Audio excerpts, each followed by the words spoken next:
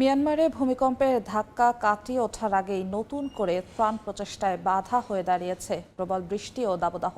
সব মিলিয়ে যুদ্ধ, দুর্যোগ আর অবহেলার ফাঁদে পড়ে মানবিক সংকট আরও প্রবল হয়েছে। সাহায্যের হাত বাড়িয়েছে প্রতিবেশী দেশ চীন। এদিকে নিহতের সংখ্যা ৩,৪০০ ছাড়িয়েছে। এখনও নিখোঁজ রয়েছেন শত শত মানুষ।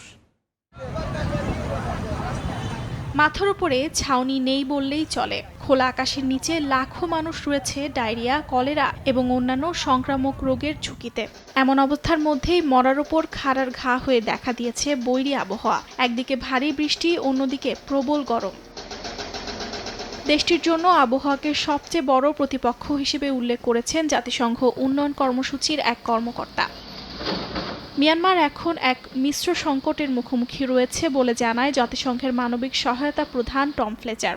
জাতিসংঘের উন্নয়ন প্রকল্পের তথ্য অনুযায়ী গেল শনিবার সন্ধ্যায় ভূমিকম্পের কেন্দ্রস্থলের সবচেয়ে কাছের শহর মান্দালয়ে প্রায় ৪৫ মিনিট বৃষ্টি হয়। এছাড়া বৃষ্টিপাতের কারণে ধ্বংসস্তূপের নিচ থেকে মরদেহগুলো বের করা আরও কঠিন হয়ে পড়বে বলে আশঙ্কা করছেন উদ্ধারকারীরা।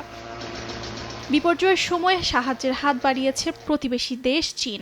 দেশটি ৩ দফায় জরুরি ত্রাণ সামগ্রী পাঠিয়েছে ইয়াঙ্গুন আন্তর্জাতিক বিমানবন্দরে। পাঠানো হয়েছে ৪টি তাঁবু, ১০,০০০ মশারি, ১,০৪৮টি পানি বিশুদ্ধকরণ যন্ত্র এবং ১৫,০০০ প্রাথমিক চিকিৎসা কিট। চীনা উদ্ধারকারী দলগুলো দুর্গত এলাকায় স্থানীয়দের সঙ্গে একযোগে উদ্ধার কাজ চালিয়ে যাচ্ছে।